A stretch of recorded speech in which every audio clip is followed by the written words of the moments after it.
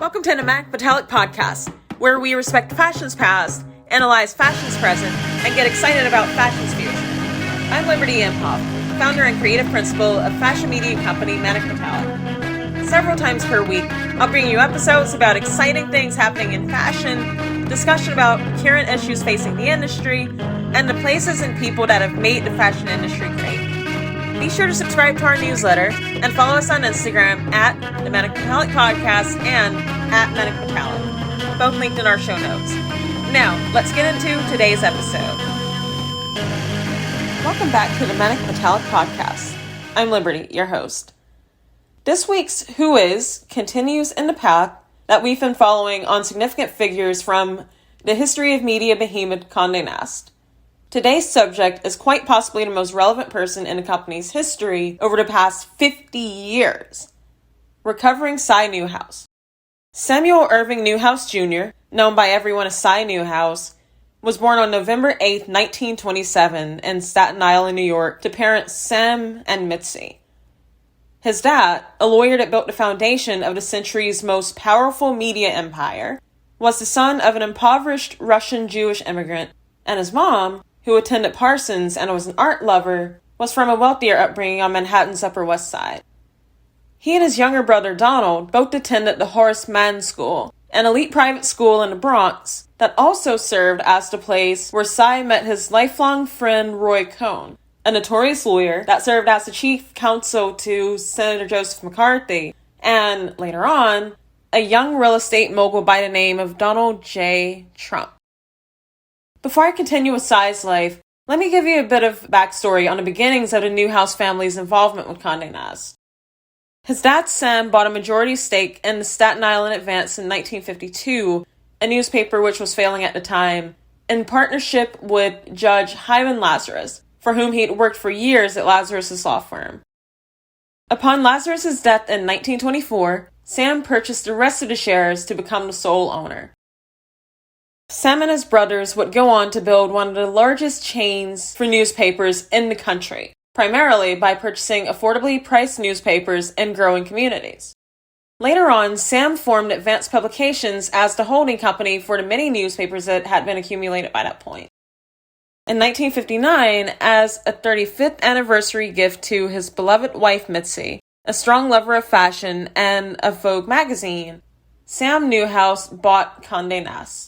Condé Nast at the time counted Vogue, Glamour, House and Garden, and Young Bride as members of its portfolio. It would go on in later years, of course, to include titles such as Vanity Fair, The New Yorker, and Condé Nast Traveler, among others.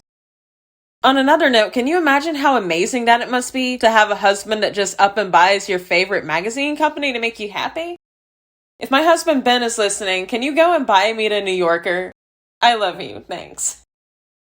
Now that you've got a bit of Condé Nast history under your belt, let's get back to Si Newhouse's life. After finishing at the Horace Mann School, Si attended Syracuse University before leaving without completing his studies. His marriage to his first wife ended in divorce in 1959 after 8 years of being married and having 3 children, Sam, Wynn, and Pamela. In addition to being unhappy that Si's marriage had ended, his dad, Sam, wasn't particularly pleased with how his son's early life had been going in general, what with not finishing at Syracuse, having a failed marriage, and being seemingly aimless. Aside from the part where Si's family was really wealthy, I'm sure that many of us can relate to the feeling that everything around us is falling apart and that those close to us don't approve of our choices.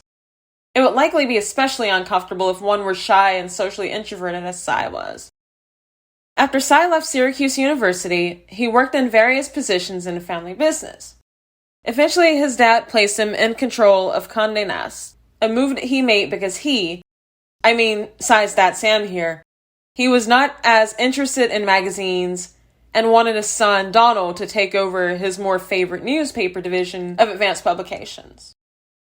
Si formally became Condé Nast chairman in 1975, 2 years after he got married to second wife Victoria, an architectural historian. He would go on to inherit Condé Nast from his dad upon Sam's death in 1979 from stroke. But he'd actually started working at Condé Nast in 1961. In those early days, he depended on the knowledge, expertise, and mentorship of Condé Nast editorial director Alexander Lieberman, and continued to do so throughout the ensuing years, because in his own words, quote-unquote, I am not an editor. A couple of major areas among many in which Lieberman advised Si were hiring decisions and art. Lieberman had an eye for editorial talent and wanted them on his team at whatever cost. Si, trusting Lieberman's judgment, brought in as some of his first hires Harper's Bazaar fashion editor Diana Vreeland for Vogue in 1962 and star photographer Richard Avedon shortly afterward. Lieberman's influence in the field of art was felt as well, both professionally and in terms of Si's personal taste. Si's mother Mitzi, if you recall from earlier, attended Parsons and had a love of art, so I'm sure that some of her influence was felt in Si's taste as well. And his wife Victoria, being an architectural historian, had to be helpful. Nonetheless, Lieberman frequently gave Si counsel on how to build up his private art collection, a collection that ended up having a post-war bent to it. Si became a voracious art consumer through the years. At his art collection's height, it was worth about $100 million. In 1998, he purchased artist Jasper Johns' painting False Start for $17 million at Sotheby's, which at the time was a record for the purchase of a living artist's work. Among the other artists' work that Newhouse's collection contained were Jeff Koons, Paul Cézanne, Vincent van Gogh, and Edgar Degas. There were also many others. It was truly a world-class collection. In addition, he was also a board member at the Museum of Modern Art, also known as MoMA. In addition to art, Newhouse also enjoyed theater, opera, and movies. I want to take a quick moment to tell you about Manic Metallic's recent product. Do you like fashion? Does it matter to you beyond just entertainment value? Well, Manic Metallic is a fashion media company that creates audio, written, and video content that supports our ethos that fashion is an art, discipline, and societal force for change. We recently published a fashion ebook titled Alternative Fashion Capitals, a survey of 20 cities of emerging thought leadership. In it, we detail 20 cities beyond just New York, Milan, London, and Paris that have thriving fashion scenes, and we dive deep into what they have to offer, including shopping districts, specific places to shop, brands, events, fashion organizations, fashion publications, and universities and colleges. These 20 cities have a lot to offer the world with regards to the fashion industry, and Manic Metallic is determined to share their stories. We'd love for you to consider purchasing this fashion ebook and for you to join our growing community via our website, social media, newsletter, and podcast. For more information on the ebook and where it can be purchased, please visit manicmetallic.com/products. We look forward to hearing from you. Now, back to the podcast. Si Newhouse, who typically arrived at his office before dawn, put his mark on Condé Nast in multiple ways, but I'm going to name off a few of the more notable ones. He was responsible for reviving Vanity Fair, which had stopped publication in 1936 and 1981.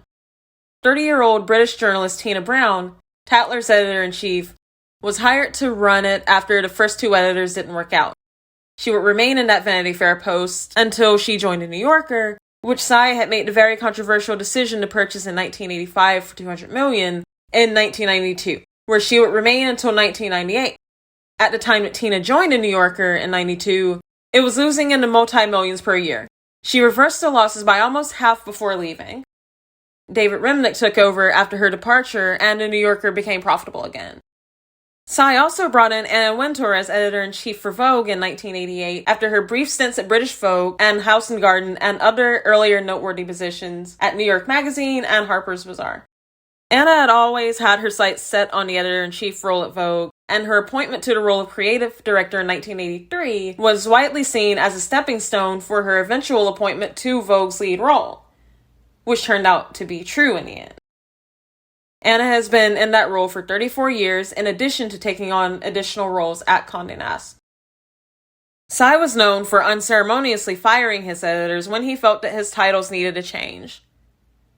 Diana Vreeland was fired in 1971 as Vogue's editor-in-chief after the advent of the feminist era in the United States swept in a different mindset at women's publications.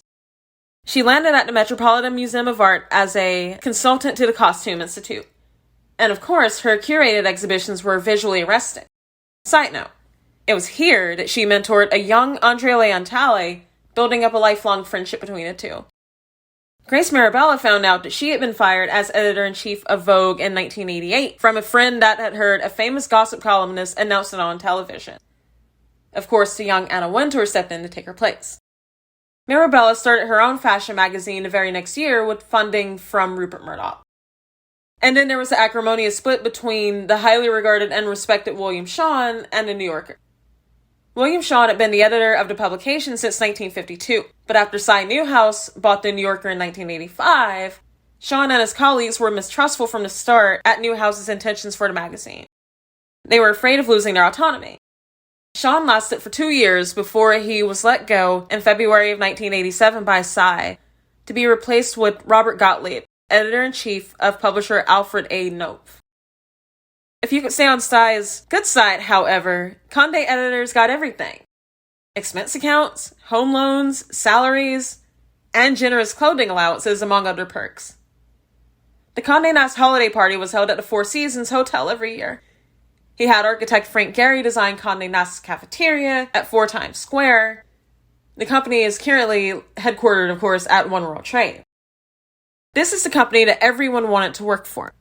Condé Nast's reputation preceded it, and the glamour, prestige, and money that came with the roles were all incomparable.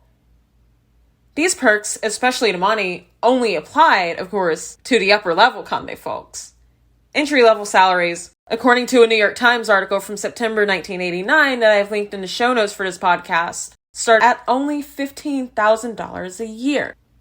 One could see how and why, if you fast forward to 2022, why Condé Nast workers are trying to start a union.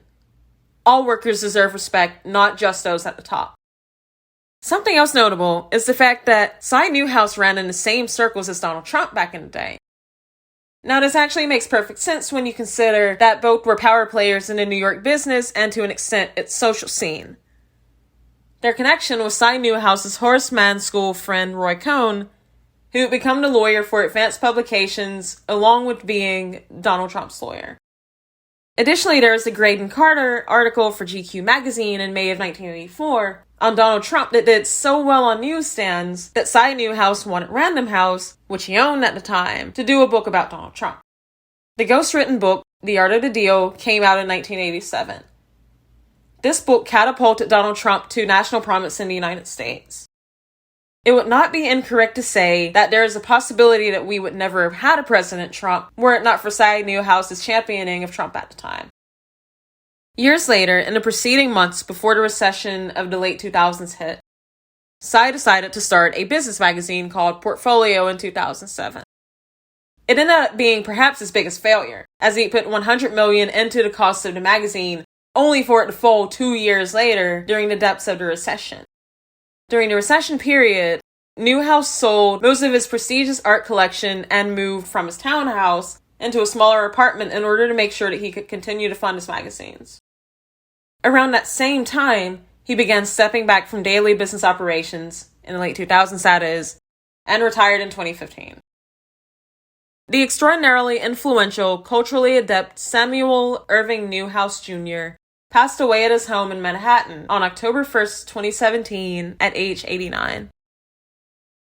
There have been 2 notable biographies written on Si Newhouse: All the Glitter, Power, and Glory of America's Richest Media Empire, and The Secretive Man Behind It by Thomas Meyer, written in 1997, and Citizen Newhouse, Portrait of a Media Merchant by Carol Felsenthal in 1998.